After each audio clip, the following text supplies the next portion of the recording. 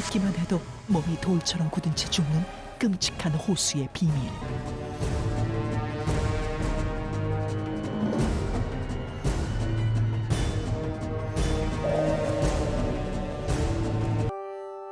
그리스 신화 속 아름다운 한 여인.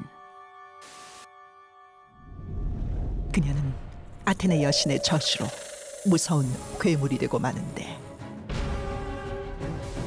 그녀의 이름은 메두사. 메두사죠.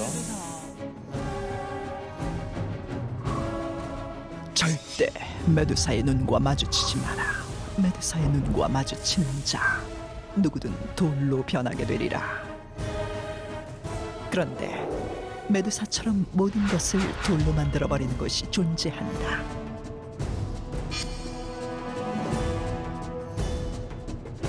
바로 탄자니아 북부에 위치한 나트론 호수. 핏빛 호수, 죽음의 호수로도 불리는 이곳에서는 말라 비틀어진 채 죽은 동물들의 모습이 발견됐는데,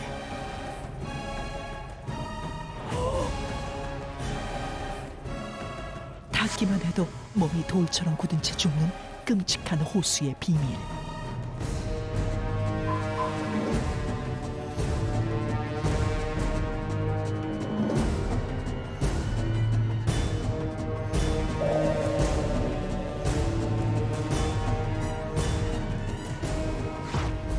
이 기이한 현상은 정말 메두사의 저주일까? 아니면 자연적 현상일까? 자, 오늘의 첫 번째 주제, 메두사의 저주입니다. 뭐 신화 메두사의 저주는 다들 아실 텐데 네. 그게 현실판이 있다라는 겁니다. 나트론 호수, 생각만 해도 참 끔찍한데, 근데 어떤 비밀이 숨겨져 있길래 이렇게 돌로 만들어버리는 걸까요? 아니, 저게 썩거나 으스러지지 않고 그냥 그대로 있네요. 학자들이 이 호수의 비밀을 파헤치기 위해서 조사를 했는데요. 네. 비밀은 바로 탄산 나트륨에 있었습니다.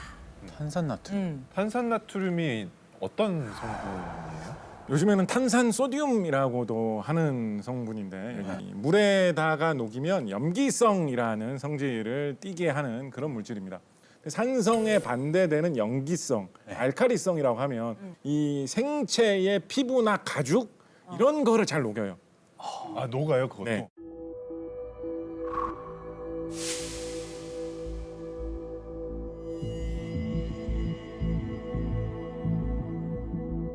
일단 다 사가서 사람의 형체가 없어지고 바짝 마른 저런 형태로 변화하게 되겠죠. 큰일 나겠다. 그리고 나면 좀 더 저렇게 돌처럼 보이죠. 좀 더 기괴한 형체로 보이게 되겠죠. 근데 저 호수에 탄산나트륨을 누가 저렇게 많이 때려 부은 건가요? 그게 정말 신기하죠. 자연적으로 저런 현상이 생기기가 쉽지는 않은데, 저 호수 같은 경우에는 근처에 화산이 하나 있다라고 해요. 그래서 그 화산에서 뿜어져 나오는 그 마그마 속에 이런 탄산 나트륨을 만들 수 있는 성분이 좀 들어있는 것이 지상으로 계속 배출돼 있어가지고, 그게 이제 뭐 비가 올 때마다 혹은 다른 물이 흐를 때마다 계속 씻겨서 내려와가지고 저 호수에 고이게 된 거죠. 아하. 나트륨 호수에서 생물들이 돌처럼 굳게 된 것은 탄산나트륨이라는 명확한 이유가 있잖아요. 네, 맞아요. 그런데 아직까지 과학적으로 밝혀지지 않은 미스터리한 곳이 또 존재한다고 합니다. 함께 확인해 보죠. 영국의 노스 요크셔주. 이곳에는 모든 것을 돌로 만들어버리는 이상한 동굴이 있다는데, 가파른 10m 절벽 아래 위치한 거인의 두개골을 연상케 하는 괴기한 모습의 동굴. 이 동굴의 이름은 마더쉽튼. 마더쉽트. 그 이름은 바로 1488년 기괴한 얼굴을 가지고 태어난 여자아이의 이름이었다. 그녀의 모습은 기형적으로 거대하고 끔찍하게 못생겨서 악마의 자식으로 손가락질받으며 부모에게서 버려졌는데, 자라면서 그녀는 미래를 내다보는 신비한 능력을 보였고 마을 사람들에게 닥칠 일을 예언했다.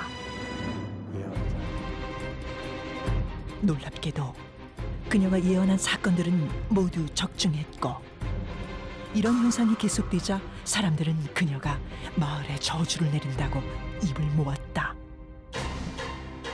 당시 미래를 내다보던 그녀를 사람들은 마녀라고 불렀고, 그들의 눈을 피해 마더쉽트는 오랜 세월 이 동굴에서 숨어 살았다고 한다. 그런데 그녀가 동굴에 숨어 살기 시작한 이후부터 미스터리한 현상이 일어나기 시작했다.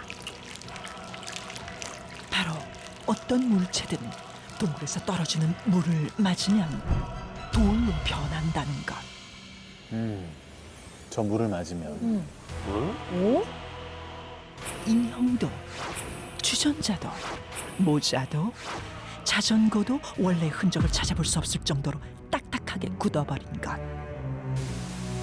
그러나 더 놀라운 사실은 물체가 돌이 되는 속도에 있었다. 인형처럼 작은 물건은 한 달, 자전거처럼 큰 물건은 5달 안에 돌로 변해버리는 것. 그리스 신화의 메두사처럼 모든 물체를 굳게 만든다고 믿었던 마을 사람들은 마더쉽튼이 동굴에 저주를 내렸다고 생각했다. 그 후 그녀의 이름을 따 이곳을 마더쉽튼 동굴이라고 불렀다. 400여 년이 지난 지금도 여전히 동굴에선 물건이 돌로 변하는 기이한 일들이 벌어지고 있는데, 이 미스터리한 현상에 대해 학자들은 여전히 명확한 해답을 내놓지 못하고 있다. 어떻게 이런 일이 일어날 수 있는 것일까? 뭐든지 굳어버리는 기이한 현상은 정말 마더쉽튼이 동굴에 내린 저주일까? 아니면 자연이 빚어낸 신비한 현상일까? 보면서도 오. 믿기지가 않는데 네. 실제로 뭔가 저주를 받은 걸지 두 분은 어떻게 보셨는지. 아니, 저는 네. 아직 밝혀지지 않았다라고 얘기를 했는데 저 물을 조사하면 뭐 답이 좀 쉽게 나오지 않을까. 물의 비밀이 있다. 네, 왜냐면 물만 맞으면 변한다고 하니까. 교수님이 좀 나서주셔야 되는 거 아니에요? 물 이야기니까 물. 물리학이 아니라 화학에 가까워서요. 예. 작가님께서. 그렇습니다. 나서게 좀 해주세요. 네. 조금만 기다려 주세요. 비밀을 조금만. 존박 씨 궁금해요. 네, 저도 그 물이 일단 가장 그러니까. 의심스럽고 네. 그리고 저런 물체들을 일단 단면을 한번 잘라보고 싶어요. 단면을 한번 잘라보고 싶어요. 존 저 박사. 안에 그렇지. 저 안까지 돌이 되었을까 과연? 그러면 연금술 아닌가? 저는 이런 저주를 또 뭐 전설로만 듣기만 했지 실제로 일어나는 곳이 있다는 것이 굉장히 놀라운데, 앞서 우리 도연 씨도 말씀하셨고 혹시 그 물 속에 그래요. 그렇습니다. 그럴 핵심이 수가 있는 있을 것 겁니까? 같은데. 그렇습니다. 네. 네. 특히 아까 존박 씨 말씀해 주신 거. 단면. 다들 이렇게 돌로 변했다, 겉면이 진짜 돌처럼 됐네라고 생각했을 때 쪼개 보자는 거, 이런 거 진짜 이런 거 사실 과학적인 시각이거든요. 네. 과학 중에서도 모든 문제를 해결해 줄 수 있는 어떤 과학의 최고봉, 과학의 눈으로 본다면 명쾌한 설명이 있습니다. 제가 생각하는 동굴의 비밀은 바로 탄산칼슘입니다. 아까 거기는 탄산 나트륨이었고 여긴 탄산 칼슘이군요. 그렇습니다. 우리나라에도 뭐 고시 동굴이라든가 뭐 백룡 동굴, 온달 동굴, 뭐 이런 여러 가지 아름다운 동굴들이 많이 알려져 있죠. 네. 그런 동굴들에 들어가 보면 안에 뭐 여러 가지 막 이렇게 고드름처럼 막 매달린 종유석 이런 것도 있고 막 기이한 모양으로 올라와 있는 뭐 석순 이런 것도 있고 내부 풍경이 되게 다양하고 아름답지 않습니까? 그런 성분들을 생기게 할 수 있는 그 물질, 그 동굴을 이루고 있는 돌인 석회암의 주요 구성 성분이 바로 탄산칼슘입니다. 그 탄산칼슘이 워더십턴 동굴 근처에서 흐르는 물 속에도 다량의 이런 석회 성분, 탄산칼슘 성분이 발견되고 있다라고 해요. 그런 석회화 현상이 원인이 아닐까 그렇게 추측합니다. 석회화 현상을 좀 설명해 주실 수 있을까요? 석회화 현상, 네. 좀 간단하게 쉽게 이야기하자면 이 석회암 속에 들어있는 탄산칼슘 성분, 물에 좀 녹을 수 있는 성분입니다.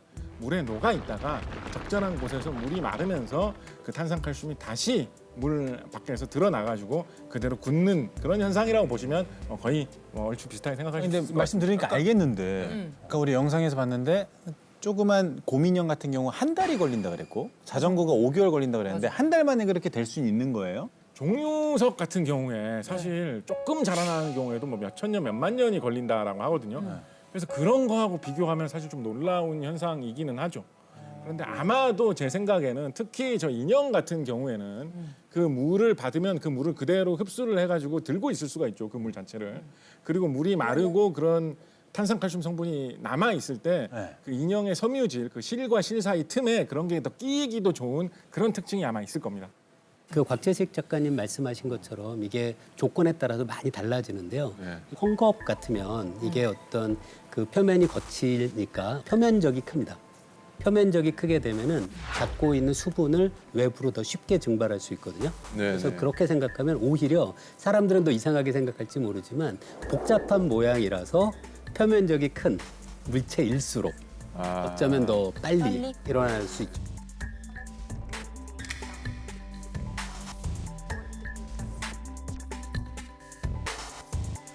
제가 탄산칼슘에 좀 무게를 싣고 있는 또 다른 이유가 하나가 있는데요. 네. 탄산칼슘이 굉장히 흔한 물질이기 때문입니다. 탄산칼슘이라고만 들어보시면 뭐 화학에 쓰는 어떤 특별한 무슨 약품인가 이렇게 생각하실 수 있는데 사실은 굉장히 흔한 물질이에요. 우리 여러분 주변에 있나요? 지금 우리 뭐 스튜디오라든가 아니면 뭐 여러분 사시는 뭐 집이라든가 보통 이 벽이 다 뭘로 돼 있습니까? 뭘로 돼 있습니까 벽이? 시멘트. 뭐 시멘트, 콘크리트, 시멘트로 발라가지고 콘크리트 해가지고 만들잖아요. 네. 그 시멘트의 원료가 석회암이라는 돌인데 그 석회암이 탄산칼슘의 덩어리예요. 그래서 석회암 같은 게 우리나라에도 많이 있어요. 우리나라에 뭐 제천이나 단양이나 이런 데 가면 산 하나가 석회암이고 막 이렇습니다. 그래서 그거를 캐다가 그거를 가공을 해가지고 시멘트로 만들고 콘크리트 만들어서 우리가 집을 짓고 거기서 다 현대인들은 살고 있는 거거든요. 그래서 탄산칼슘 이렇게 흔한 물질이에요. 네. 그런데 제가 진짜 기막히고 감동적인 이야기 하나 해드릴게요. 뭐죠? 신비로운 이야기. 뭐예요? 들으면 잠을 못 잘 것 같은 어. 잠은 자야 그러면 좀 안 되는데. 들어야 될 것 같아요. 그래도 한번 들어보세요. 감동에 설레면서 잠을 못 잔 경험 언제 또 해보셨습니까? 들어보세요. 그게 왜 단양, 제천 이런 데는 그렇게 산 하나 되는 높이로 왜 거기에만 그렇게 쌓여 있습니까? 왜? 어디서 왔길래 그 석회암은? 어디서 왔길래? 이거 궁금하지 않습니까? 궁금해요. 어디서 왔느냐? 이건 진짜 기가 막힌 이야기입니다. 그런 석회암 재질 비슷한 그런 재질이 나는 생물을 뭐 떠오르는 거 없어요? 생물? 석회암이 조개, 조개, 굴, 바다에 사는 것들. 산호 이런 것들. 해산물. 그래서 조개나 산호 같은 것들이 살다가 죽은 그 껍데기가 쌓이고 또 쌓이고 또 쌓이고 그게 계속 눌려가지고 한참 쌓이면 산만큼 되는 거예요. 그게 우리가 쓰는 석회암의 상당수를 차지해요. 근데 감동적일 거라고 했죠 제가. 예. 자 그런데 야 잠깐만. 그런데 제천, 단양 이런 다 산골 아니야. 거기 왜 조개가 살아? 생각하실 수 가져가 있는 있죠? 것도 아닌데. 그게 최근에 생긴 게 아니에요. 3억 년 전 정도에 고생대에 생긴 거예요. 이야. 그 시기에는 한반도의 그 지역이 바다에 잠겨 있었던 거예요. 이런 산호나 조개류들이 번성하기 좋은 적도 지방의 따뜻한 그런 지역에 한반도가 그 시대에 있었다라고 학자들이 추정하고 있어요. 그래서 그 시대에 수천만 년 동안 살던 조개 껍데기들이 묻혀가지고 석회암으로 변해서 산이 된 거를 우리가 다시 캐가지고 그걸로 집을 지어서 우리가 그 안에서 지금 살고 있는 거예요. 이야기 아닙니까? 멋있다. 그러니까 이게 여러분 생각해 보세요. 이게 뭐 마도 10톤에서 어떤 마법으로 뭘 돌로 변하게 하고 이것도 신기하지만 수만 년, 수천만 년의 세월 동안 바다에 사는 그러네요. 조개들이 바닷물 속에 있는 성분으로 자기 껍데기를 만든 게 쌓여 있는 거를 몇억 년 후에 인간들이 파가지고 그걸로 집을 짓고 산다는 게 이것도 정말 놀랍고 신기한 이야기죠. 인정이다 인정. 이거 감동적입니다. 재밌었어요. 잠 안 올 것 같지 않습니까? 못잘 것 같아요. 못 잘 것 같아요. 숙명각인데요. 내가 조개로 둘러싸여 있구나 이 생각이. 이거 정말 멋있었어요. 재밌는 얘기네요. 자, 일단 곽재식 작가님께서 동굴 속 물건들이 굳는 이유가 탄산칼슘 때문이다라고 말씀을 주셨는데 다른 분들은 어떻게 생각하실지. 제가 생각하는 맛없는 동굴의 비밀은 바로 이산화탄소입니다. 이산화탄소 사실 저희가 숨 쉬면서 내뱉는 그렇죠. 이때 나가는 게 이산화탄소잖아요. 그렇죠. 그 석회 현상이 잘 일어나려면 기본적으로 탄산칼슘이 잘 녹는 상태가 되어야 되잖아요. 탄산칼슘이 잘 녹는 상태가 되기 위해서는 물 속에 그러니까 물의 성분이 산성이 되어야 돼요. 이산화탄소가 물 속에 녹으면서 물이 약간은 산성 성분을 띠게 되거든요. 맛없는 동굴의 물을 분석을 해본 결과 녹아 있는 이산화탄소 농도가 약 300 ppm 정도.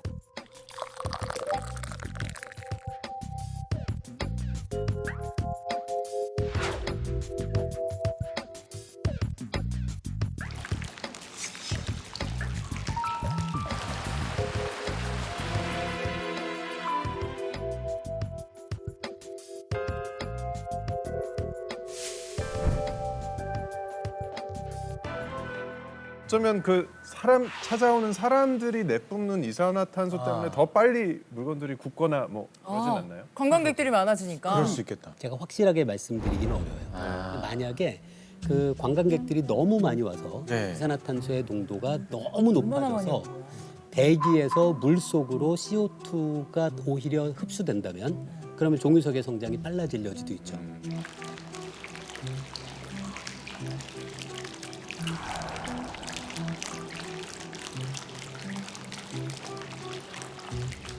이렇게만 이야기하면 뭐 이산화탄소가 되게 저주받은 무서운 물질인 것 같지 않습니까? 근데 과학기술의 세계에서는 이런 현상이 일어나면 이걸 또 역이용해가지고 생활에 유용하게 사용하기도 합니다. 어디에 사용을 하느냐? 불이 났을 때 네. 물을 부어가지고 불을 끄잖아요. 그런데 뭐 아주 정밀하게 관리되어 있는 뭐 반도체 공장이다 이런 데 같으면 물을 부어버리면 장비가 다 고장나 버릴 거 아니에요. 그래서 물을 함부로 부을 수가 없거든요. 그러네요. 그렇다고 분말 소화기 같은 거 뿌리면 소화기 뿌리면 어떻게 되시는지 아시죠? 하루가 다 끼어요. 네. 그래서 또 장비를 못 쓰게 된단 말이에요. 그래서 그럴 때 이산화탄소를 탱크에다가 쟁여놨다가 불이 나면 그 이산화탄소를 뿌려버립니다. 그럼 이산화탄소가 낮게 깔리면서 산소를 차단해가지고 불을 꺼주는 역할을 해요. 이산화탄소 소화기예요. 불 끄는 용도로 사용을 합니다. 오히려 재난을 막는데 이 성질을 갖고 있는 이산화탄소를 역으로 이용하는 거죠. 자, 지금 탄산칼슘 때문이다, 또 이산화탄소 때문이다, 다양한 의견들이 나오고 있는데 저희 다빈치 실험실에서 마더쉽튼 이 동굴을 재현을 해서 실험을 진행했다고 합니다. 자, 과연 탄산칼슘과 이산화탄소만으로 마더쉽튼의 비밀을 파헤칠 수 있을까요? 자연이 만들어낸 경이로운 선물 동굴. 오랜 세월이 빚어낸 이곳에는 다양한 동굴 생성물이 존재한다. 수천 년, 수만 년에 걸쳐 동굴에 석회 물질이 쌓이게 되는데 천장에서 발달하는 종유석, 바닥에서 성장하는 석순, 이 둘이 맞닿아 생긴 석주까지 신비한 자연의 작품이 만들어진다. 이렇게 만들어진 것들을 석회 지역물이라 부르는데 이처럼 석회 물질의 침전은 돌처럼 딱딱하게 굳는 특징을 갖고 있다. 영국 마더쉽튼 동굴에서 일어난 미스터리. 뭐든지 돌로 만드는 이 동굴의 기이한 현상 역시 마녀의 저주가 아닌 석회 물질과 관련된 건 아닐까. 그래서 다빈치노트 실험실에서는 서울과학기술대학교 정밀화학과 연구실에서 전문가와 함께 직접 실험해봤다. 과연 마더쉽튼 동굴의 비밀을 풀 수 있을까? 먼저 가장 중요한 실험 조건. 우리는 동굴과 최대한 비슷한 환경을 만들기로 했다. 그치. 환경이 비슷해야 되잖아. 영향을 많이 받으니까 또. 첫 번째 조건은 바로 이산화탄소 수치. 일반 물에 녹아있는 이산화탄소 수치는 약 10 ppm. 아까 말씀해 주셨죠. 10ppm 정도. 마더쉽튼 동굴 물속에 녹아있는 이산화탄소의 수치는 약 300 ppm. 무려 30배나 높게 녹아있는 이산화탄소 수치. 그렇다면 돌로 굳는 현상의 비밀은 높은 이산화탄소 수치와 연관돼 있을까? 동굴 속 석회수에는 칼슘이온 농도가 높은데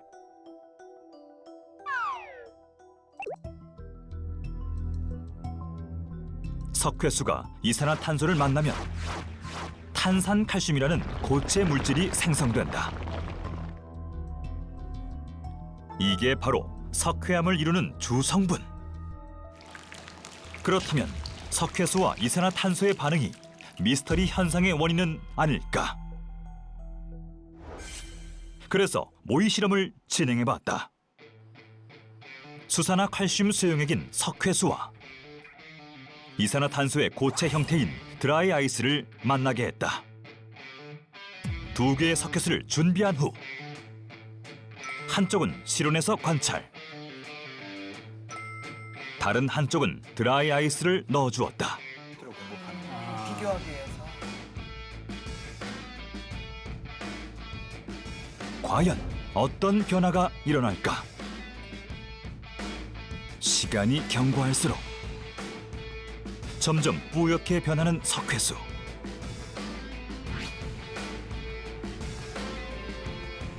실험 결과 드라이 아이스를 넣은 쪽에 침전물이 더 많이 생겼다. 마더십튼 동굴의 첫 번째 조건은 바로 이산화탄소였던 것. 그렇다면 또 다른 조건은 바로 동굴 물속 석회 성분. 우리는 비슷한 성분의 용액을 만들기로 했다. 용액을 만들기 위한 비밀 병기 준비 완료. 용액을 균일하게 섞어줄 자력 교반기까지 등장했다. 우리는 분석 자료를 통해 동굴의 물속 성분을 알 수 있었는데 그중 가장 많이 포함된 4가지 시약을 비커에 넣어준 뒤 증류수와 석회수를 따라주었다. 야, 저 비율까지 맞춰서. 교반 자성으로 고르게 섞어주면 두 번째 조건 동굴 용액 완성. 이제 유사한 환경은 다 갖췄다. 이 조건들로 마더십튼 동굴의 비밀은 풀릴 수 있을까? 본격적으로 동굴을 만들어 보자. 와, 기대치 장난 아니네. 천장에서 떨어지는 물은 분별 깔때기로 재현하고 돌처럼 굳혀버릴 모형도 준비했다. 자전거. 코리아 마더십튼을 만드셨네. 그 후 동굴과 비슷한 환경을 위해 석회 성분으로 된 시멘트를 바닥에 깔아주었다.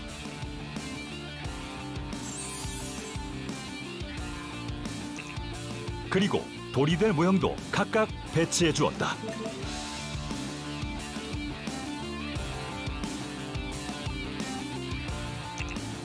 분별 깔때기를 설치한 후 이 실험의 키포인트, 마더십튼 동굴과 유사한 용액을 채워주었다.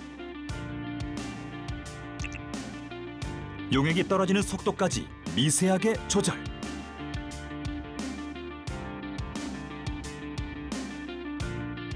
진짜 된다고? 와, 이거 되면 대박 아니에요? 이산화탄소 농도를 높이기 위해 드라이 아이스도 세팅했다. 마더십튼 동굴 재현 완료. 우리는 2주간 관찰 실험을 하기로 했다. 시간이 흐르고 과연 어떤 변화가 일어날까? 지금 바로 스튜디오에서 공개된다. 그래, 나 이거 눈으로 보고 싶었어. 궁금합니다. 궁금합니다. 자, 2주 동안 실험한 동굴 모형이 떨리네요. 지금 긴장이 됩니다. 네. 과연 마더십튼의 동굴처럼 굳었을지 모든 것들이 한번 확인하겠습니다. 네.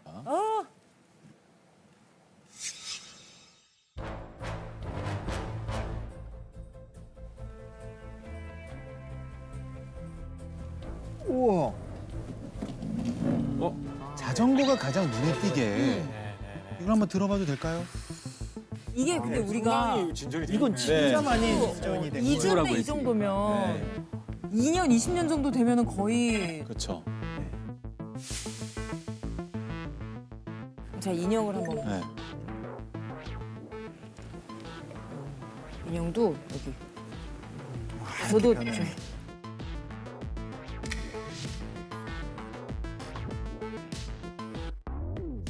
물론 좋아하지만 얘는 윗부분이랑 부분이 이파리도 좀 윗부분이 허옇게 살짝 굳었어요. 약간 이런 성에 같은 게 낀 듯한 그런. 맞아요, 맞아요. 네. 잎사귀에도 살짝 굳어 있고요.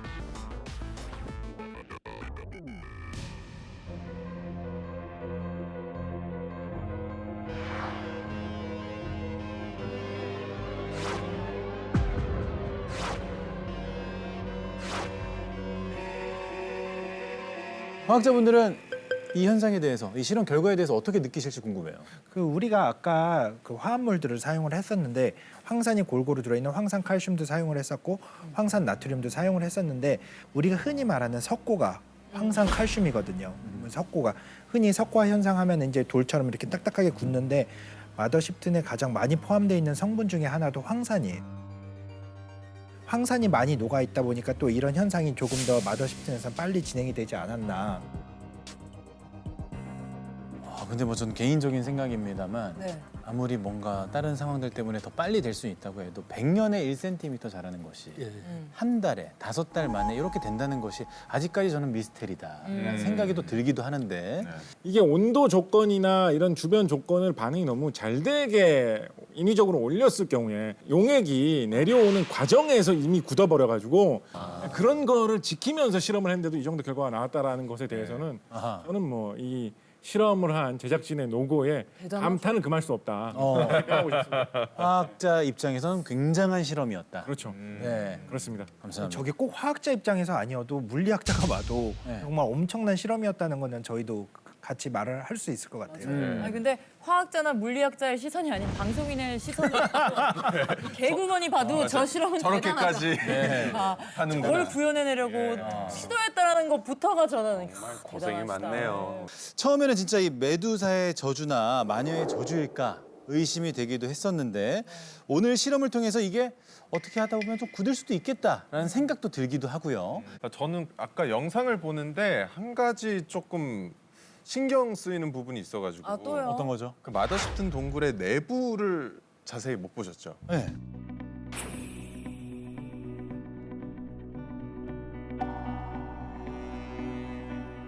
그럼 우리나라 있는 동굴처럼 저렇게 내부에 종유석 같은 게 많이 뭔가 좀 자라고 쌓여 있어야 하는데 마더십튼 동굴 내부를 보면 종유석이 없습니다. 그러네. 그리고 동굴 외부에서만 이렇게 물건들이 굳혀지고 그러니까 왜 이러는지 어떻게 이런 일이 일어날 수 있는 건지. 뭐죠? 야 이거 뭐죠? 종료석이 없다는 거는 말이 안 돼. 이거 그럼 뭐 잘못된 거 너무 아니에요? 이상한데 이거는? 안에서는 왜 그래? 모든 게 다 무너지는 느낌인데요? 작가님이 이렇게 안 되죠. 여태까지 설명을 다 해주시고 혹시 이게 물이 안쪽에는 안으로 바깥에만 물이 흐른다든가 뭐 이런 거 아닐까요?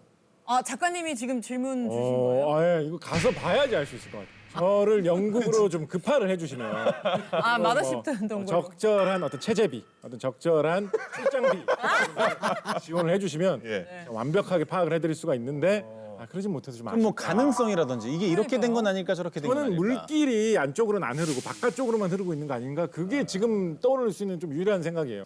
근데 여전히 내부에는 왜 그런 물이 안 떨어지는가? 그렇죠. 그러니까. 그거는 사실은 지금 그것도 흔히 우리가 판단하기는 사실은 아, 어려워요. 또 다른 미스터리가. 봐야 합니다. 아 미스터리네요. 네. 직접 가서 봐야지 확실히 알 수 있을 것 그러니까요. 같은데. 같이 가시죠. 직접 가보셔야 된다고 작가님께서 아무래도. 말씀을 하시죠. 네. 네, 그렇습니다. 시청자 여러분의 뜨거운 성원만이 미스터리를 해결하기 위해서 저를 영국으로 급파해 주실 수 있습니다. 체제비를 말씀하시네요.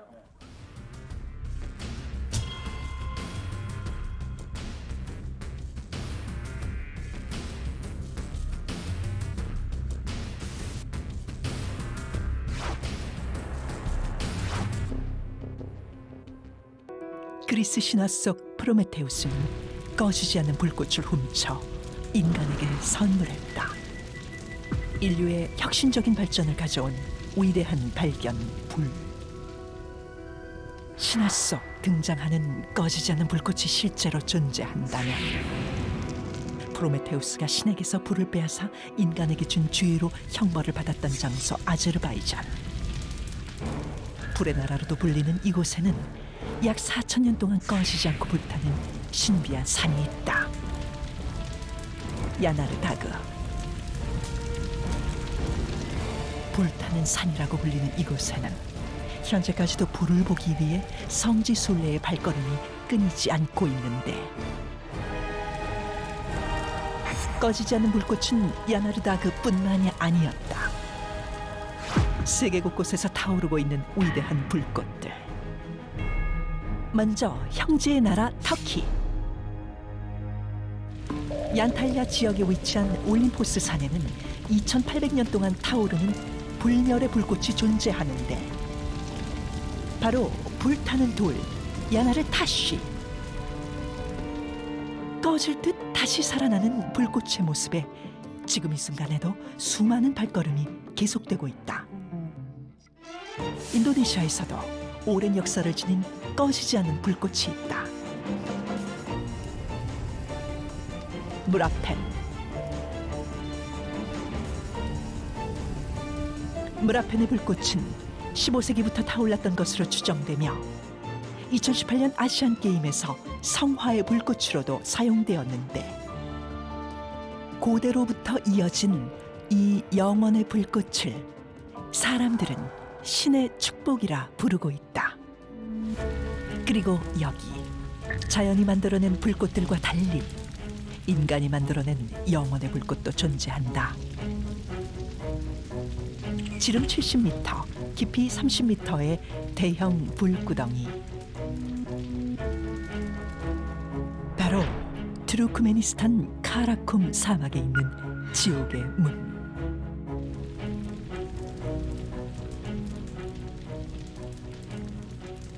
(1971년) 지질 시추를 하던 현지의 지질학자가 작업 중 지하의 거대한 동굴을 잘못 건드리게 되었는데 땅이 무너져 내리면서 독성 가스가 분출되었고 가스로 인한 환경 오염을 막기 위해 인위적으로 불을 붙이면서 지옥의 문이 열리게 된 것.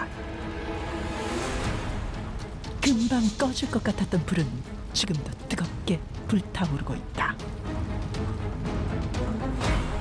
비, 바람, 눈에도 끄떡없이 세계 곳곳에서 타오르고 있는 꺼지지 않는 불꽃. 과연 어떤 비밀이 숨겨져 있을까?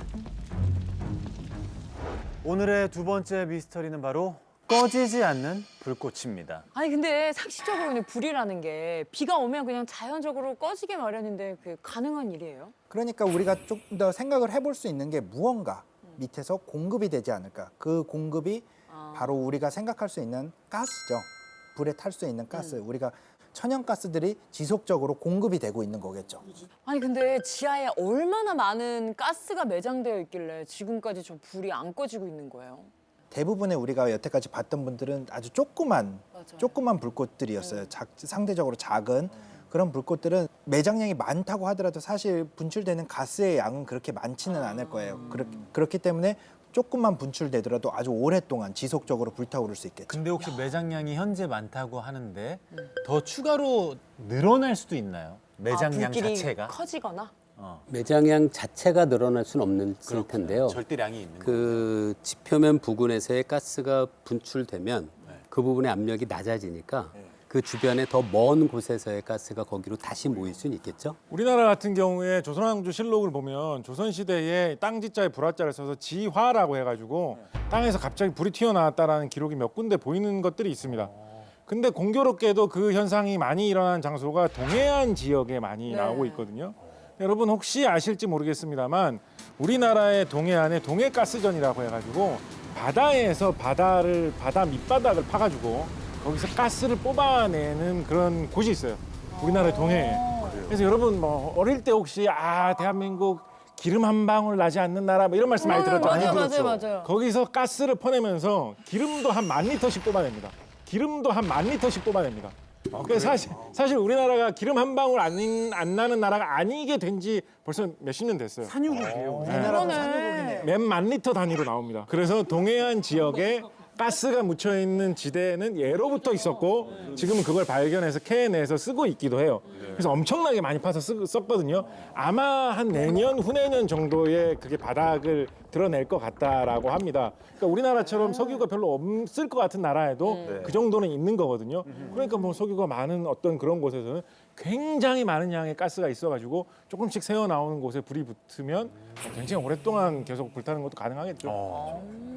자, 저희가 꺼지지 않는 불에 대해서 계속 이야기 나누고 있는데요. 그중에서도 정말 과학적으로 설명이 불가한 미스터리한 불이 있다고 합니다. 자, 과연 어떤 불일지 바로 만나보시죠.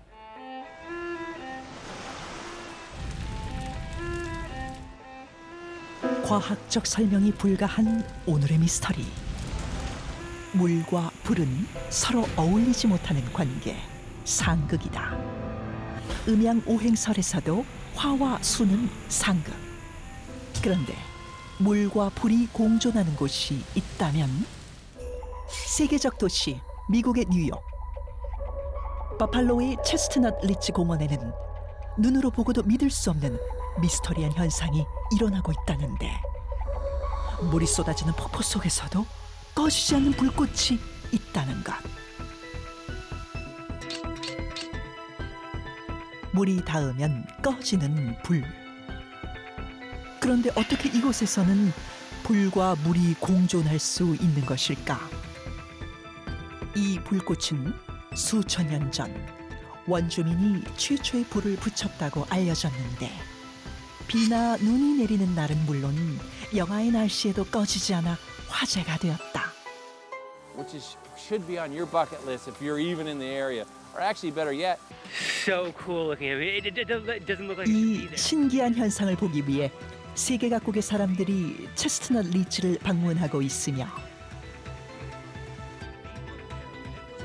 수많은 과학자들 역시 물속에서도 꺼지지 않는 불꽃의 이유를 밝히기 위해 수십 년간 연구했으나 아직까지 그 원인을 찾아내지 못했다.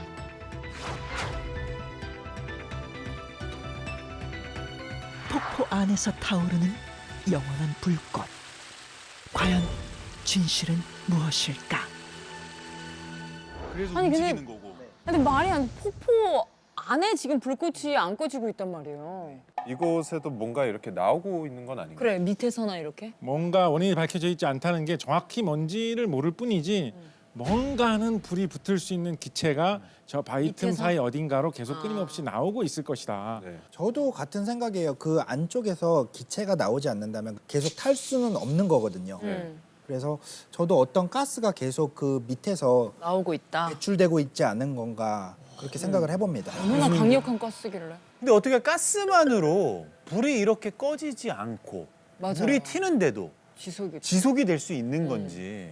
제가 정말 귀중한 지식, 음. 불의 정체를 여러분께 알려드리겠습니다.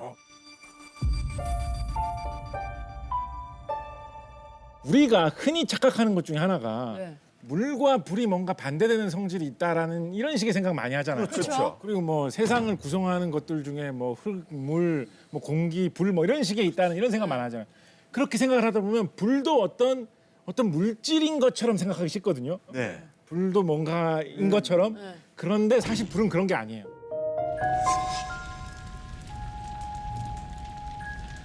불은 뭐냐면 불의 연소의 3요소라는 게 있습니다.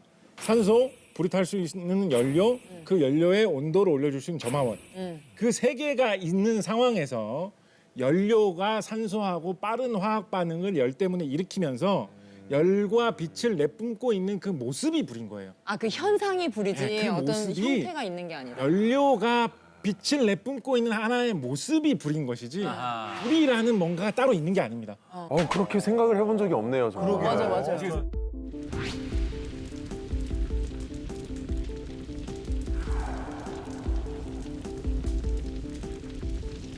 이런 거 생각해도 약간 좀 공상적인 이야기이긴 한데 용이 불을 뿜는다라고 하잖아요. 맞아요. 그럼 어떤 순수한 불에 뭔가 그런 게 나오는 거는 없어요. 불이라는 건 그런 게 아니에요. 불을 붙일 수 있는 무언가를 용이 입으로 계속 내뿜고 있는 상황에서 불꽃이라는 그 열과 빛의 현상을 일으키는 게 불이거든요. 야, 죽이네요. 두 분이 풍짝이 불에 대한 생각이 완전 달라졌어요. 지금. 네. 쫙 오는 거 같지 않습니까? 뭔가? 네. 아니 근데 진짜로 실제로 물 속에서 저렇게 불이 꺼지지 않는 경우가 이 미스터리 현상 말고 또 있을까요, 이게? 이 가스가 지속적으로 계속 공급이 되면은 산소와 반응을 해서 계속 탈 수가 있어요. 가장 쉬운 예로 2018년 평창 올림픽 당시에 수중 성화가 있었어요. 맞아요. 네, 해녀분이 맞아요. 성화봉을 들고 바다에서. 바다 속에서 네. 성화 봉송을 했던 그 장면이 있거든요. 정말 유명했던 장면 중에 하나죠. 그 성화 봉송 당시에. 기억나요.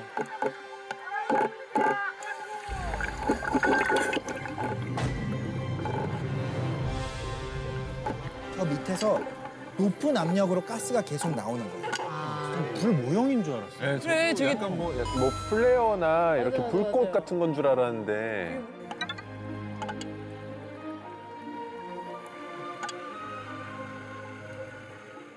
아니 수중에서 용접하시는 분들도 계시다면서요. 근데 그럼 그것도 원리는 같은 거라고 생각하면 될까요?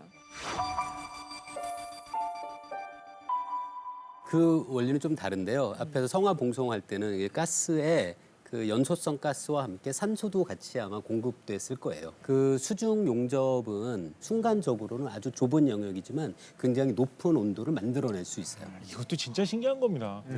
공기 스파크라는 게 공기가 내뿜는 빛이라는 거 아니에요. 아 진짜 이거 신기하지 않습니까? 안 신기합니까? 너무 신기합니다. 신기해 죽을 것만 같아요. 뭔가 전기가 그냥 이렇게 쭉 나가는 것 같잖아요. 근데 그게 아니라 그 경로에 공기가 빛이 뿜고 있는 거예요. 그 순간. 아, 너무 신기한데? 용접에. 용접까지 너무 궁금하지 않습니까? 궁금합니다. 네. 오늘도 네. 직접 아 꺼지지 않는 불꽃을 실험해 보겠습니다. 저희가 해보나요? 네. 사실 이 시간이 제일 재밌습니다. 그러니까요.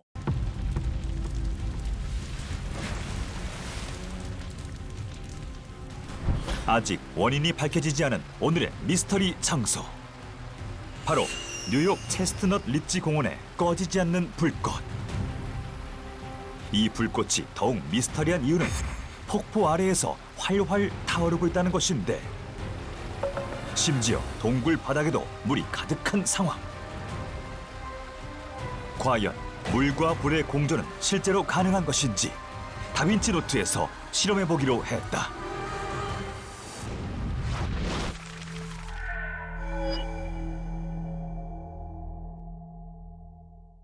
불꽃이 있는 장소는 뉴욕. 그러나 뉴욕에 가서 실험을 할 수는 없는 상황. 그렇다고 실험을 포기할 수는 없다. 뉴욕에 있는 폭포를 그대로 재현해보기로 한 다빈치 노트. 먼저 인공폭포와 인공바위를 전문으로 하는 조형물 제작업체를 방문. 미스터리 장소와 최대한 유사하게 폭포 제작을 의뢰했다. 매서운 눈빛으로 폭포를 디자인하는 조형물 디자이너. 폭포를 이루고 있는 바위의 결과, 모양, 크기까지 꼼꼼하게 체크하는데, 폭포수를 쏟아지게 할 인공바위 디자인 완료! 그렇다면 이제 폭포를 만들어보자.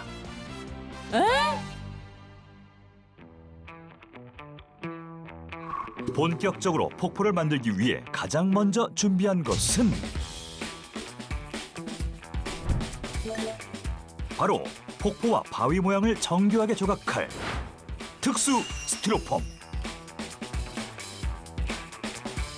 제작 도면에 따라 폭포의 형태를 스케치하고 디자인대로 모양을 잡아가는데, 높이가 높은 대형 조형물이다 보니 우선 각 부분을 조각한 뒤 폭포의 모양대로 꼼꼼하게 이어 붙여주자 서서히 윤곽을 드러내는 동굴의 모습. 여기서 끝이 아니다. 최대한 비슷한 조건으로 실험하기 위해 체스트넛 리치와 유사한 모양의 바위 결까지 디테일하게 재현했다. 그 후로도 며칠 동안 실제 바위와 같은 질감 표현을 위해 세심한 도색 작업 후 완전히 건조시키기까지 역대급 최장 준비 기간 장장 5일에 걸쳐 작업 완료. 과연 우리는 폭포 아래에서 꺼지지 않는 불꽃을 피울 수 있을까? 야 이런 재현을 어떻게? 드디어 동굴과 함께 실험 장소로 이동하는 제작진. 그런데 빗방울이 점점 거세지고 있다. 과연 비바람을 뚫고 불꽃은 살아남을 수 있을 것인가?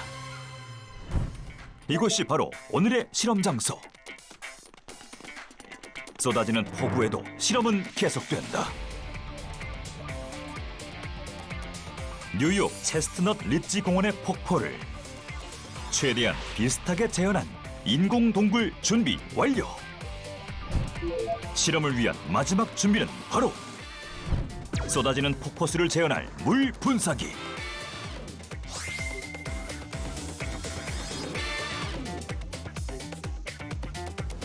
분사기의 세기를 조절해가며 동굴 위로 물을 떨어뜨린다면 체스트넛 리치의 폭포와 유사한 인공 폭포까지 모든 준비는 완료됐다. 이제 드디어 폭포가 떨어지는 동굴 속에 불을 지필 차례.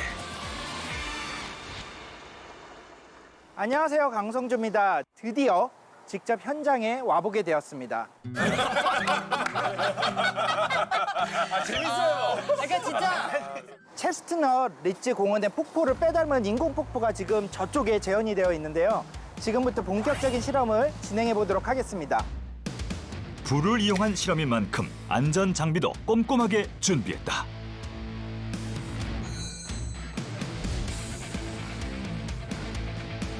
이제 뉴욕 체스트넛 리치 공원의 폭포 속 불꽃을 재현해보자. 시작하겠습니다. 보이시죠? 지금 물이 흐르고 있는 거 보이시는데 여기에 제가 한번 불을 붙여보도록 하겠습니다.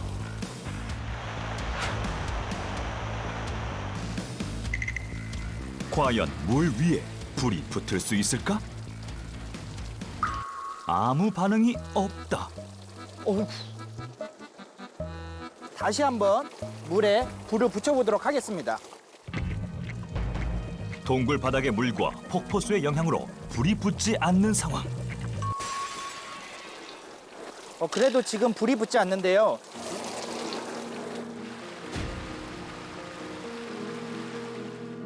설마 이대로 실험은 실패하는 것인가?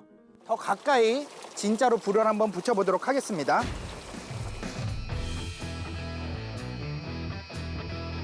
이번엔 과연 꺼지지 않는 불꽃을 볼 수 있을까?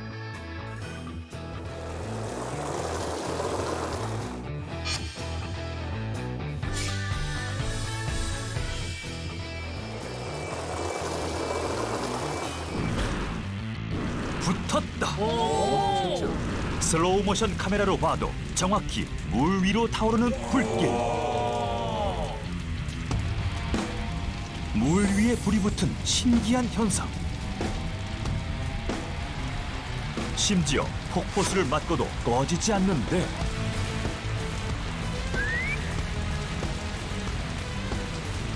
저게 돼요? 합성은 아니죠?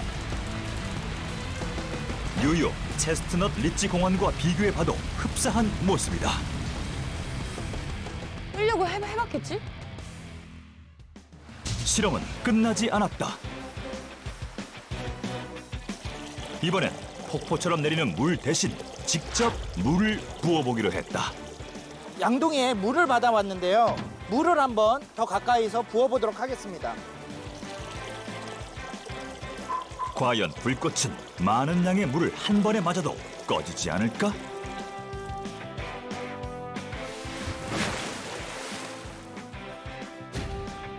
어떻게 저게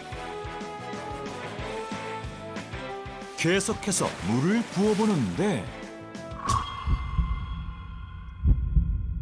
놀랍게도 꺼진 듯 보이지만 다시 살아나는 불.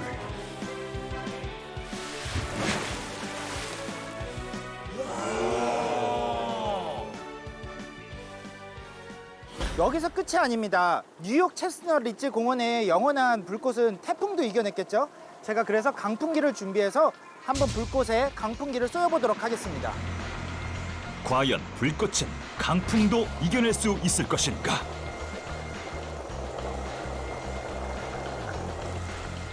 강한 바람에도 활활 타오르는 불. 불꽃은 꺼질 기미가 전혀 보이지 않는다. 한 번에 많은 양의 물을 부어도 강력한 바람에도 불꽃은 꺼지지 않았다.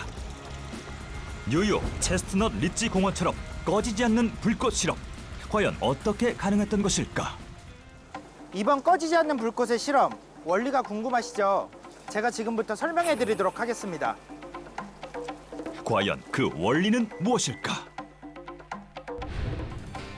비밀은 바로 이것. 사실은 동굴바닥 물속에 가스가 공급이 될 수 있도록 특수 장치를 연결을 했는데요. 지금 보이시는 이 장치들이 특수 장치입니다.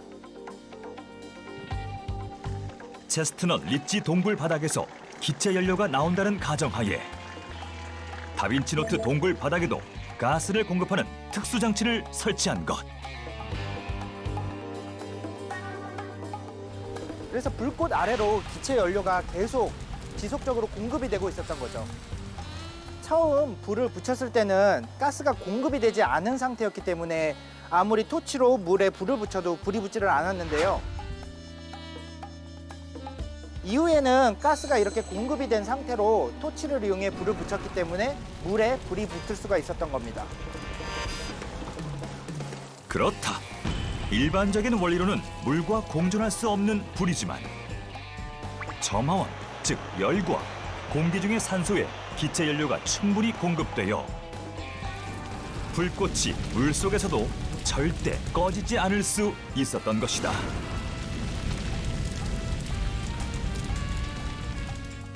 불이 생성되는 연소의 3가지 조건이 지속적으로 갖춰지면 물속은 물론 그 어떤 상황에서도 24시간 365일 절대 꺼지지 않을 수 있습니다. 그럼 지금도 불 붙어 있는 상황이에요? 지금도? 그럼 지금도 불 붙어 있는 상황이에요? 지금도? 정말 시간이 지나도 불꽃은 꺼지지 않을까? 그때 약속이라도 한 듯 비바람이 몰아치고 우리는 악조건 속에서도 정말 불꽃이 꺼지지 않을지 확인해 보기로 했다.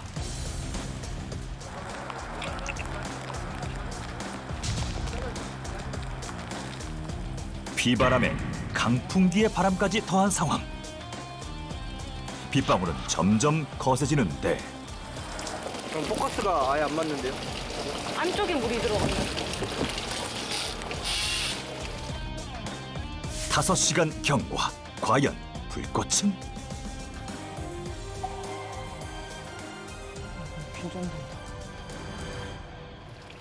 꺼지지 않았다. 계속 물 위에서 활활 타오르고 있는 불꽃. 뉴욕 체스트넛 리지 공원의 미스터리. 영원한 불꽃 재현 실험 완료. 물속에서 꺼지지 않는 불꽃의 비밀은 혹시 땅속 어디선가 새어나온 기체 연료의 힘은 아니었을까?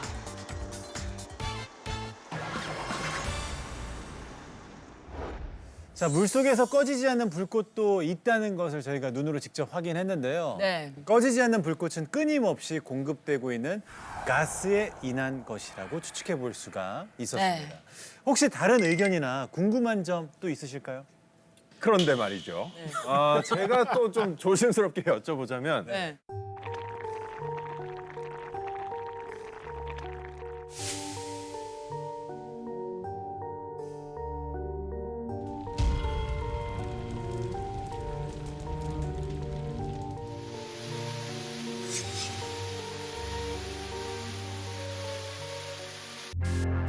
러시아 시베리아 남동쪽에 위치한 이곳. 세상에서 가장 깊고 가장 오래된 장엄한 호수. 시베리아의 진주 바이칼 호수. 우리나라의 3분의 1 크기로 둘레만 2200km에 이르는 이곳에서는 그 크기만큼이나 원인을 알 수 없는 미스터리한 현상이 나타나고 있다.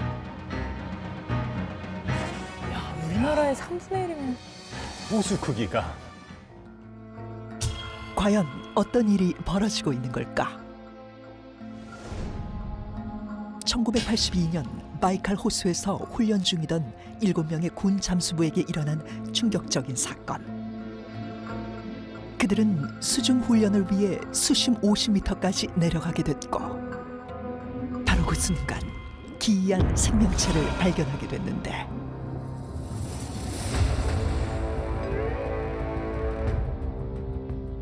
그들이 마주한 것은 바로 크기만 약 3m에 달할 정도로 거대하며 온몸에서 은빛을 뿜어낸 괴 생명체였다. 거기다 그들 주변에 어떠한 호흡장치나 잠수장비도 없었다는 것. 7명의 군 잠수부는 즉시 괴 생명체를 생포하려 했으나 그 순간 알 수 없는 힘에 의해 수면 밖으로 밀려나갔는데 군 잠수부들은 혼수 상태에 빠졌고 즉시 응급처치를 받았지만 이 중 3명은 숨지고 나머지 4명은 몸이 마비되고 말았다. 그 후 이 사건은 외계인들의 소행이 아니냐는 의혹을 받기 시작했는데 이뿐만 아니라 정체불명의 비행물체가 목격되면서 바이칼 호수에 대한 미스터리는 점점 더 커져만 갔다. 그런데 불가사의한 일들은 여기서 끝이 아니었다. 2009년 4월 미 항공우주국 나사에서 공개한 2장의 위성사진. 그것은 바로 자연이 만든 신비한 얼음의 형상, 아이스 서클이었다. 세계 곳곳에선 이와 비슷한 현상이 포착됐지만 바이칼 호수에서 발견된 아이스 서클은 무려 4km에 달하는 초대형 크기였던 것. 그리고 바이칼 호수에서 끊임없이 나타나는 기이한 현상들. 어느 날 잔잔한 호수에 지하 세계가 열린 듯 원형 구멍이 생기며 소용돌이가 발생했는데 일명 악마의 깔때기. 호수에서. 맞아, 저 봤어요, 저. 사람들은 이 현상을 보고 죄인들의 영혼을 지하 세계로 끌고 가는 것이라 여겼고 유독 호수가 고요한 날에 소용돌이가 더 크게 나타나 사람들을 두려움에 떨게 했다. 어이구야. 바이칼 호수의 미스터리는 이뿐만이 아니었다. 꽁꽁 얼어붙은 호수 위로 고대 도시가 나타나거나 섬이나 배처럼 보이는 형체가 반복적으로 목격되는데 사람들은 이를 바이칼 기적이라고 불렀다. 그런데 바이칼 호수에선 이보다 더 믿을 수 없는 기이한 현상이 벌어지고 있었다. 2018년 인터넷을 떠들썩하게 만든 의문의 사진. 얼어있는 바이칼 호수 위로 마치 공중부양을 하듯 얇은 얼음 기둥을 의지한 채 뭐야? 위태롭게 떠있는 돌의 형상. 얼음이야? 떠 있어? 얼음이 됐고 그 위에 돌이 있어? 어머. 미스터리한 이 현상은 오직 겨울 바이칼 호수에서만 일어난다는데 이 희귀한 현상이 알려지면서 바이칼 제네의 존재에 대해 전 세계 네티즌들의 관심이 쏟아졌다. 사람들은 이를 확인하기 위해 바이칼 호수를 찾기 시작했고 놀랍게도 바이칼 제네의 신비로움을 눈앞에서 확인할 수 있었는데 어머, 쟤 떠 있어. 바이칼 제는 호수 곳곳에서 포착되어 더욱 많은 사람들에게 알려지게 되었고 수년간 과학자들은 이 현상에 대해 연구했지만 명확한 답을 내리지 못했다. 여전히 밝혀지지 않은 바이칼 제네 미스터리. 그 속에 담긴 비밀은 과연 무엇일까?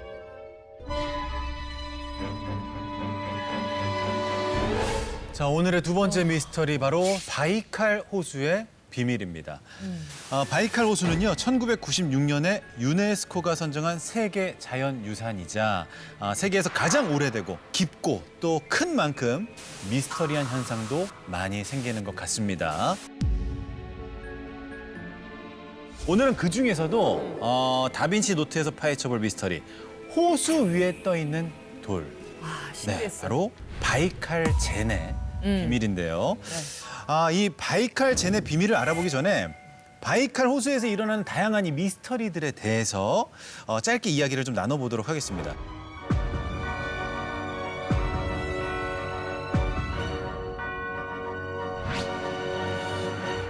저는 개인적으로 아이스 서클? 아이스. 네. 네, 그게 되게 신기하더라고요. 이게 흔히 볼 수 있는 현상은 아니지 않습니까? 네. 아이스 서클은 보통 이렇게 겨울철에 얼어붙은 물의 표면 위에서 동그랗게 원 형태를 이루면서 생기는 거를 아이스 서클 현상이라고 하는데요. 심지어 우리나라 낙동강이 흐르는 안동에서도 발견된 적이 있었습니다. 이 아이스 서클이 발견이 된 적이 있었는데 보통 아이스 서클의 크기는 한 100m 정도라고 그래요. 근데 아까 우리 보셨듯이 바이칼 호수에 생기는 4kg. 그러니까요. 4kg가 넘는다고 그래요.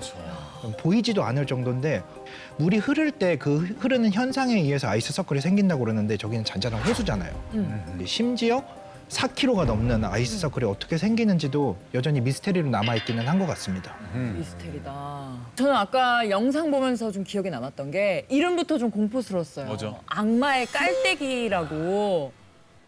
이건 어떤 현상인지 궁금해요. 이게 어떻게 보면 지상에서 보이는 싱크홀하고 비슷한 뭐 그런 느낌이 그러니까. 들기도 하죠. 그래서 정말로 드물게 발생하는 현상이라고 하긴 합니다. 뭐 1년에 한 번, 두 번, 뭐 그 정도 발생하는 현상이라고 하는데 이런 현상이 발생하는 원인으로는 몇 가지 가설이 있는데 한 가지는 정말로 바닥에 어떤 집안 침하나 이런 현상으로 인해 가지고 구멍이 생겨가지고 거기로 물이 빨려 나가면서 이런 모습이 생기지 않을까. 한편으로는 어떤 저런 물의 흐름이 지나치게 강해가지고 소용돌이 현상이 격렬하게 일어나다 보면 이런 것이 나올 수도 있지 않을까라고 추측하고 있기도 합니다만 뭐 아직까지 정확하게 뭐가 답이다라는 것까지는 안 나와 있는 것 같습니다. 왜 아까 말씀하시기로 그 아이스 서클이 우리나라에서도 네. 발견이 됐다라고 말씀해 주셨는데 그럼 저 악마의 깔때기 같은 현상도 우리나라에 있었는지 궁금해요. 대표적으로 우리나라에서도 찾아볼 수 있는 곳이 있죠.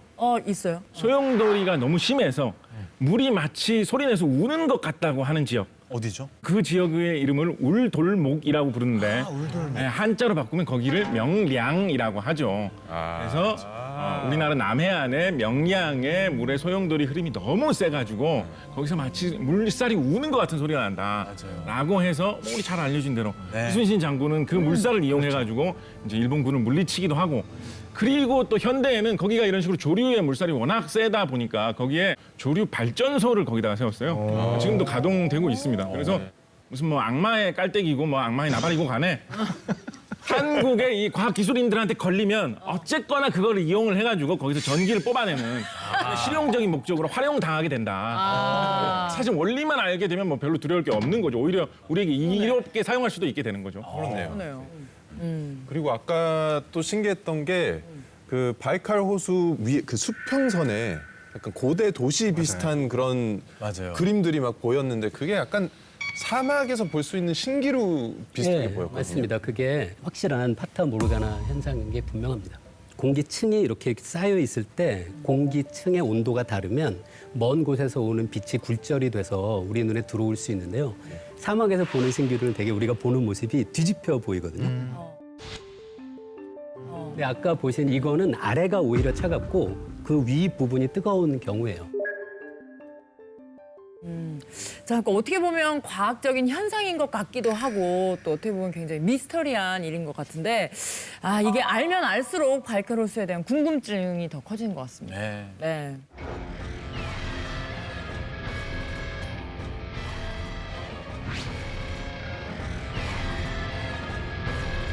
이제 본격적으로 오늘의 주제로 들어가 봐야죠.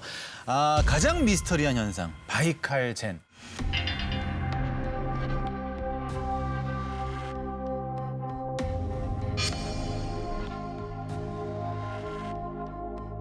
그 겨울이 되면 그 호수 위에서 얇은 얼음 기둥에 의지한 채 균형을 잡고 떠 있는 모습이 바이칼 젠 현상인데 우리가 바이칼 젠이라고 그러잖아요. 이 젠이라는 게 흔히 말하는 참선하다, 명상하다 이런 뜻이거든요. 마치 이 얇은 얼음 기둥 위에서 돌이 참선하는 모양을 가지고 있다 그래서 바이칼 젠 이름도 기가 막히게 잘 지었죠.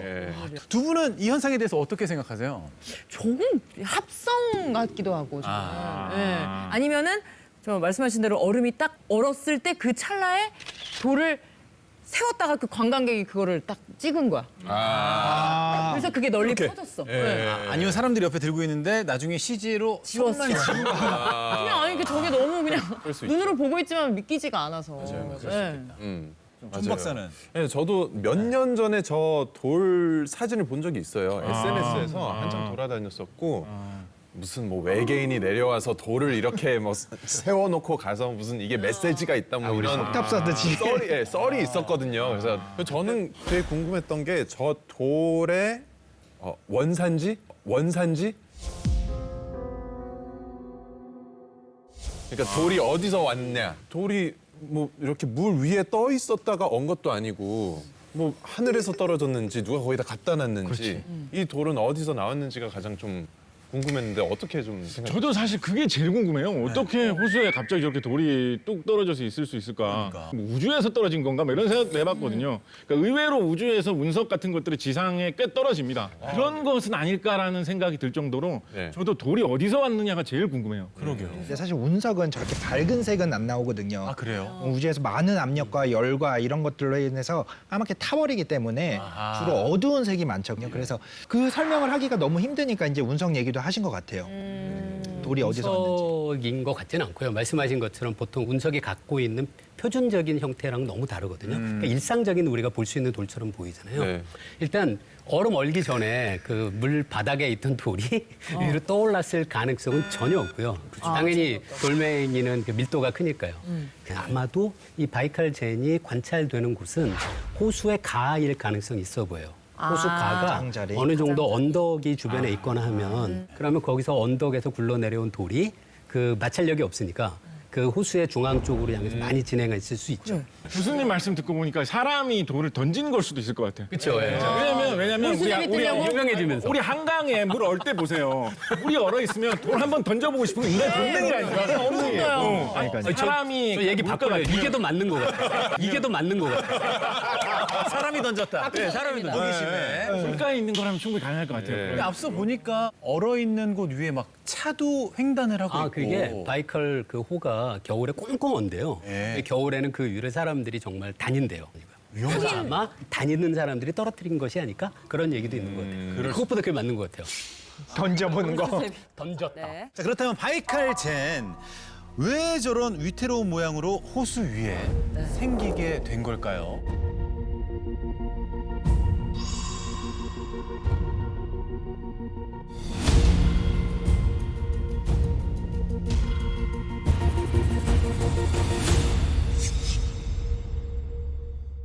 이 물리학 입장에서 어떻게 설명이 가능할까요?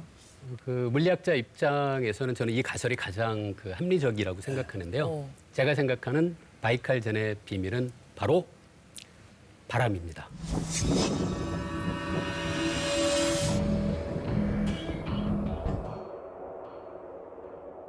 바람. 야, 바람이 저렇게 옮겨놨다고요? 그 바이칼젠이 생기는 때가 겨울인데요. 겨울에 항상 호수의 얼음 위로 시속 100km 정도의 바람이 불고요. 그거를 초속으로 생각하면은 초속 30m 정도예요. 그러니까 1초에 30m라는 엄청난 속도의 바람이 불고 있는 거죠.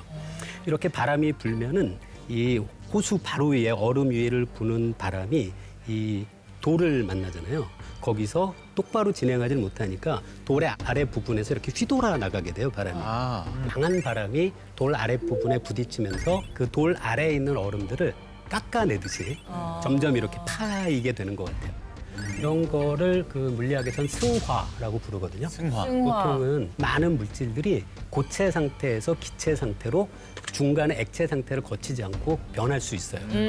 가장 우리가 쉽게 볼 수 있는 게 드라이 아이스 보면 맞아. 하얀색 기름 같은 게 막 나잖아요. 맞아요. 네. 이게 바로 승화거든요.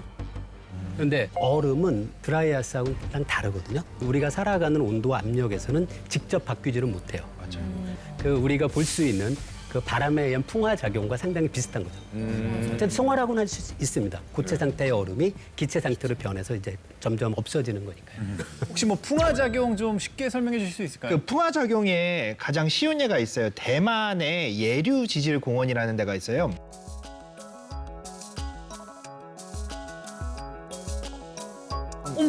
가면은 여왕머리 바위라고 그래가지고 이제 머리가 여왕이 이렇게 딱 한 옆모습 같다. 그렇죠. 여왕의 옆모습처럼 되는데 바위가 사암으로 돼 있는데 목 부분이 1960년대에서 지금 현재까지 보면은 점점 가늘어지고 그러네요. 있는 걸 볼 수가 있어요. 언젠가는 부러질 수도 있는 그런 상태가 될 수도 있을 것 같아요. 저희 몸에 있는 이 지방을 에너지로 하는 거는 이거 승화는 아닌가요? 그건 승화는 아니고요. 그냥 운동을 많이 하시거나 식사를 덜 하시면 연소작용이에요. 지방 연소작용. 전에 계산해 본 적이 있었거든요. 햄버거 하나를 먹잖아요. 이 햄버거 하나의 에너지를 운동을 해서 없애려면 얼마나 칼로리 운동을 해야 소모가 될까? 계산해 봤었는데 양손에 50kg짜리 그런 그 덤벨 같은 걸 들고 몇천 번은 움직여야 돼요. 그래야지만 햄버거 하나가 소비되거든요. 건강을 잃겠네요, 이거. 그러니까 운동하지 마시고 그냥 드시지 마세요.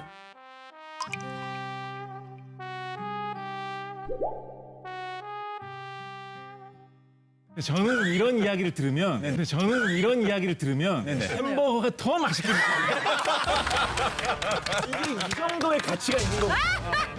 이게 이렇게나 없애기 어려운 거구나 이런 생각이 들어가지고 귀한 이 더 맛있게 느껴져요. 한 입이 귀하지 한 입이. 이 논리를 맛으로 승화시켰네요. 나 앞으로 맛있는 거 먹을 때 이런 멘탈을 가지고 이런 마음가짐을 가지고 먹어야겠어요. 맞아요. 이왕 먹는 거. 그 정도의 가치가 있어요. 풍요로워졌네요 네. 이야기가. 자, 지금까지 우리 과학자분들께서 이렇게 친절하게 설명해 주셨는데 저 같은 사람은 이렇게 말씀만으로 들었을 때는 조금 헷갈릴 수가 있거든요. 그래서 저희 다빈치 실험실에서 바람에 대한 이 가설을 가지고 러시아의 바이칼 호수를 재현해서 바이칼 젠 현상을 실험해 봤다고 합니다. 오 된다고?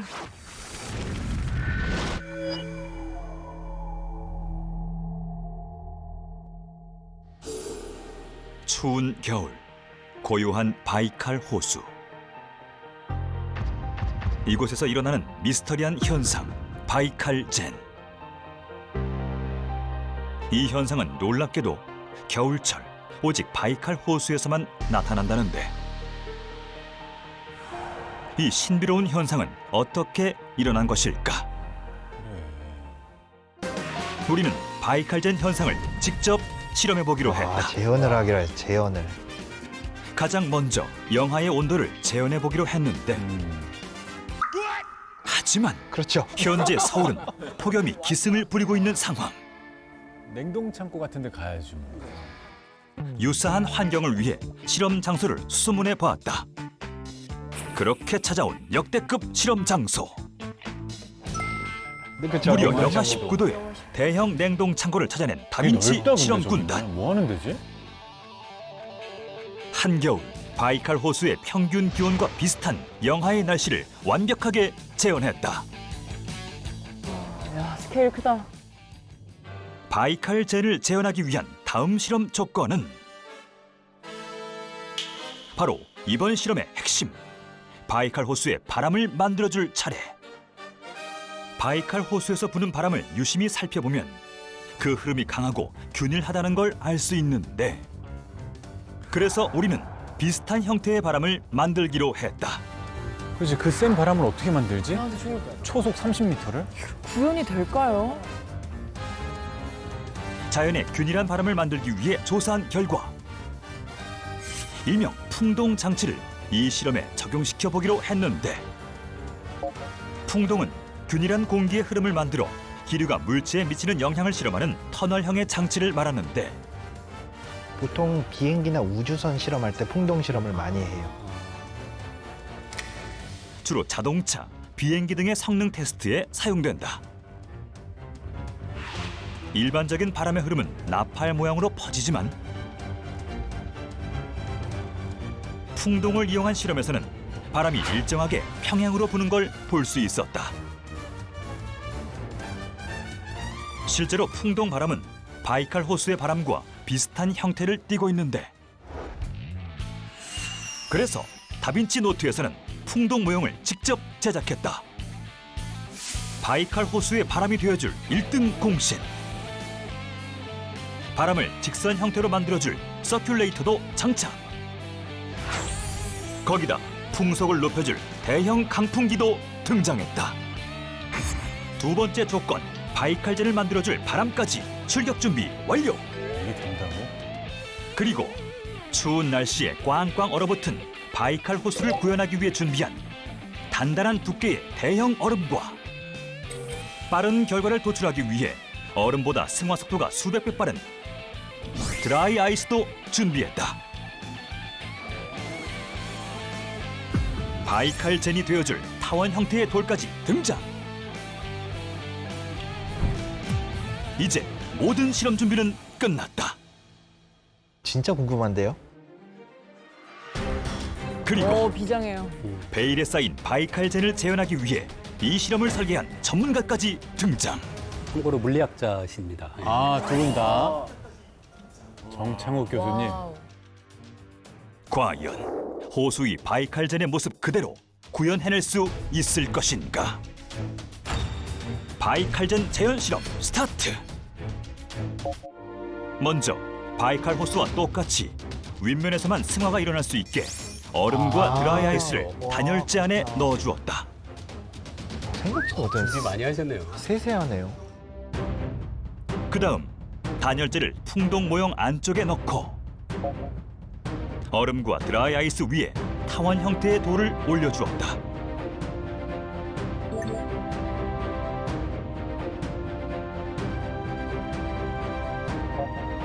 그리고 평행 상태의 균일한 바람을 만들어주기 위해 서큘레이터와 강풍기를 작동시켜 주었다. 거기다 서큘레이터를 더 추가해 풍속을 높여줬는데 선풍기를 한쪽에서만 하면 그러면 이렇게 균일하게 안 되거든요. 한쪽에서 넣고 한쪽에서 계속. 빼줘야 되겠다.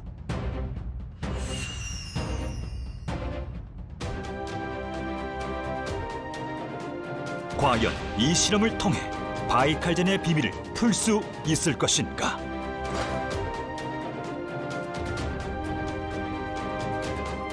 바람이 불수록 돌 주변으로 점차 변화가 일어나기 시작하고 특히 돌 아랫부분이 패이면서 빠른 승화가 일어난 걸 볼 수 있었는데 이대로라면 바이칼젠과 동일한 현상을 만들어낼 수 있지 않을까? 우리는 장장 6시간 동안 이 실험을 관찰해보기로 했다. 계속되는 실험. 영하 19도의 추운 환경에 제작진의 몸도 꽁꽁 얼어가고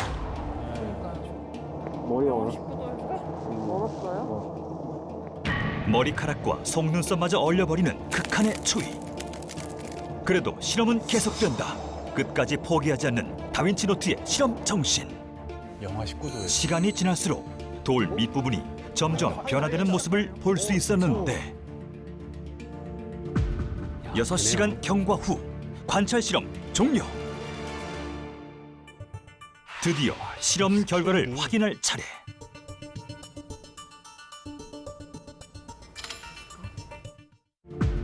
여섯 시간 경과 후 관찰 실험 종료. 드디어 실험 결과를 확인할 차례.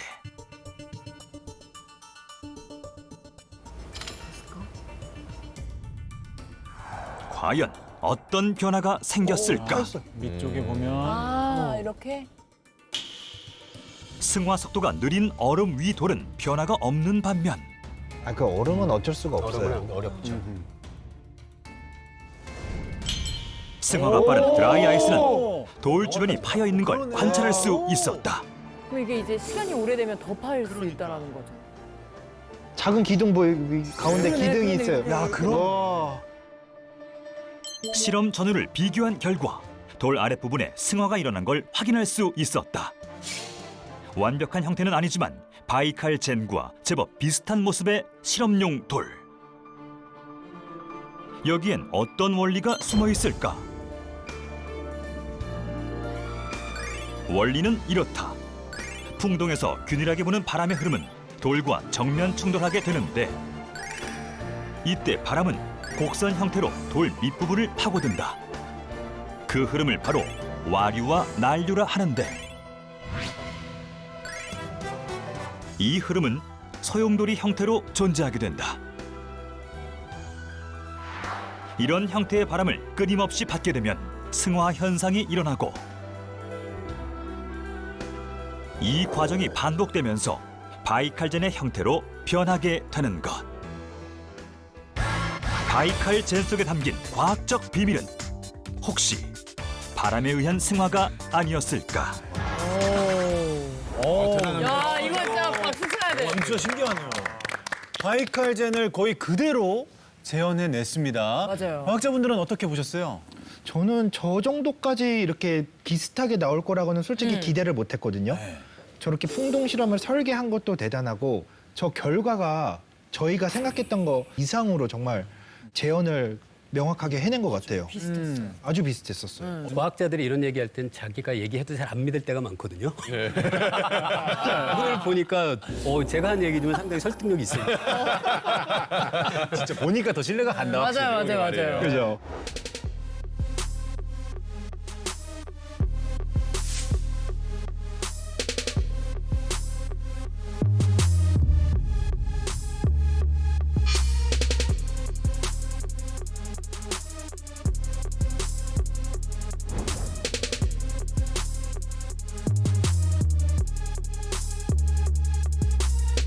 자, 바이칼젠의 비밀에 대한 또 다른 가설 뭐 없을까요?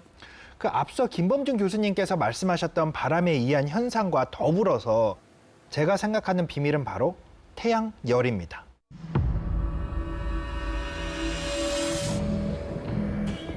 태양열? 네. 태양열? 지금 저기는 냉동 창고였잖아요. 그렇지만 바이칼호는 자연에 노출돼 있는 상태잖아요.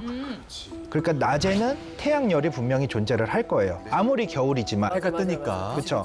그러면 태양열이 있다면 물은 대부분의 태양빛을 이제 반사를 시킨다든지 투과를 시킨다든지 이렇게 하는 반면에 그 위에 얹어져 있는 돌은 대부분의 열을 흡수를 하겠죠. 그렇죠. 그리고 세상의 모든 물체는 적외선으로 다시 그 열을 내뿜어요. 흔히 우리가 그 열을 복사열이라고 그러거든요. 우리가 겨울철에 그 난로에 틀어놓으면 거기에 열이 전달이 되잖아요. 그렇게 열이 전달되는 방식을 복사라고 그래요. 네. 그래서 그 돌에 의해서 열이 복사가 진행이 되면은 가장자리부터 녹아 나오게 되면은 가운데만 기둥이 남게 되고 낮 동안 이제 승화된 얼음이 밤 동안 거기에 붙어 있다가 태양열을 받으면 다시 녹겠죠. 그렇죠. 그 물들이 가장자리를 통해서 그 얼음으로 다시 떨어지겠죠. 가장자리는 녹아서 도너츠 모양이 생기는 거죠. 저는 비열이라는 말로 좀 더 설명을 해드리고 싶어요. 비열. 해변에 가면 여름철에 해변에 가면 이제 바닷물이 있고 이제 모래밭이 있고 그렇지 않습니까? 네. 두 개가 사실상 같은 위치에 이렇게 붙어 있어요, 그죠? 근데 바닷물이 시원합니까? 모래가 시원합니까? 바닷물이 시원해요. 바닷물이 시원해요. 모래는 뜨거워요, 보통. 네, 맞아요. 왜 갇힌 위치에 그렇게 있는데 바닷물은 왜 시원하고 모래는 왜 오히려 더 뜨겁냐? 이게 사실 이상한 현상이거든요. 무슨 차이로 설명하느냐? 네. 물질 자체의 성질이 물은 비열이 높아서 같은 열을 받았을 때 온도가 좀 덜 오르고 모래는 비열이 낮아서 같은 열을 받았을 때 온도가 더 잘 오른다라고 설명을 해요. 그래서 이것이 일으키는 현상이 굉장히 많습니다. 네. 예를 들어서 우리나라의 뭐 기후 같은 걸 설명할 때도 뭐 바닷가는 겨울철 되면 바닷가 지방은 좀 따뜻한데 내륙 지방은 좀 더 많이 춥다. 뭐 이런 얘기 하잖아요. 마찬가지로 땅의 비열이 바다보다 더 낮기 때문에 발생하는 그런 현상이거든요. 그러니까 모래를 사실은 뭉쳐놓은 게 돌이지 않습니까? 그러니까 햇볕을 받았을 때 돌이 더 빨리 달구어진다. 이 주변에 있는 물에 비해서. 그래서 돌이 어떤 달구어진 물체의 역할을 한다라고 생각해 볼 수 있을 것 같습니다. 네. 근데 그렇다고 하기에는 그 얼음 자체도 조금씩 온도가 높아질 텐데 그 가운데 기둥은 어떻게 그거를 분명히 조금씩 녹고 있을 상황인 거잖아요. 네. 근데 어떻게 이걸 버티고 있는 거죠, 그 돌을? 쉽게 설명을 하면은 저희가 빨래 같은 거 있잖아요. 가끔 이런 경험 있지 않으세요? 입었는데 겉은 말라서 입었는데 속은 젖어 있어. 속은 축축할 때가 있죠. 겨드랑이 이런데. 맞아요. 겨드랑이 있는데 바깥에는 이미 열이 많이 전달이 돼 있는데 속까지는 다 전달이 되지 않은 것.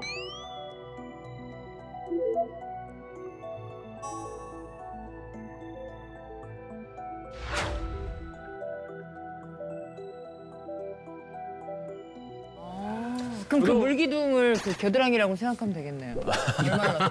얼마나 네. 자, 바이칼젠이 어떻게 생기게 되었는지에 대해서 말씀들 들어봤는데요. 바람과 햇빛으로 가능할 수도 있겠다라는 생각이 들었습니다. 하지만 우리 존 박사 아직까지 얼굴에 물음표가 있습니다. 아, 매섭네요. 아주 매서워요. 네. 자, 바이칼젠이 어떻게 생기게 되었는지에 대해서 말씀들 들어봤는데요. 바람과 햇빛으로 가능할 수도 있겠다라는 생각이 들었습니다. 하지만 우리 존 박사 아직까지 얼굴에 물음표가 있습니다. 아, 매섭네요. 아주 매서워요. 사진을 잘 보잖아요. 네. 사진을 보면 돌마다 무게와 크기, 뭐 생김새도 다 다른데 그래. 정말 마치 계산이라도 한 것처럼 완벽하게 중심을 잡고 있어요. 맞아. 그러니까 어떻게 저렇게 쓰러지지 않고 모두 균형을 잡고 있는 건지 저게 정말 궁금합니다. 진짜 아니 사진을 보면 되게 위태위태해 보여요. 그냥 훅 불어도 바로 쓰러질 것 같은데. 제 생각엔 저런 모습이 아니라 그냥 바닥에 쓰러져 있는 돌도 많았을 거거든요. 근데 여러분이 가서 사진을 찍는다면 어떤 사진을 찍으시겠습니까? 올라와 있는 거 찍고. 그래서 그런 올려야 되니까. 네. 편향도 분명히 있는 것 같은데, 근데 저는 이 중에서도 왼쪽 위에 있는 돌은 그럼에도 신기해요. 불구하고 너무 신기해요. 네. 저는 이런 식으로 생각을 해봅니다. 저 사진에서 자세히 보시면 네. 옆에 약간 눈 같은 것이 보이지 않습니까? 하얀색으로. 예. 저는 저 눈이 원래 상당히 쌓여 있었을 거라고 생각해요. 그래서 눈이 쌓여 있는 위에 돌이 올라와가지고 돌이 애초에 비스듬한 모양으로 잡혀 있었던 거죠. 그 눈 때문에 비스듬한 상태로 있었는데 그 눈이 녹으면서 바이칼젠이 생겼고 최종적으로는 그대로 고정이 되었다.